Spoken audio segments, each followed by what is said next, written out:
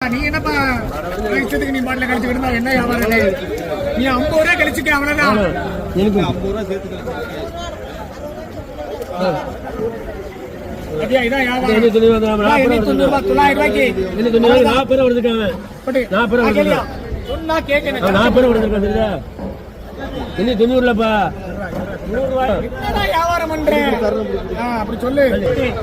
310 ரூபா வெறும் 310 ரூபா வெறும் 310 பாத்துக்க 310 ரூபா வெறும் 310 ரூபா வெறும் 310 ரூபா இரு 310 ரூபா கேள்வி வெறும் 310 வெறும் 310 ரூபா வெறும் 310 வெறும் 310 ரூபா அதெல்லாம் உனக்கு தேவை கிடையாதுப்பா.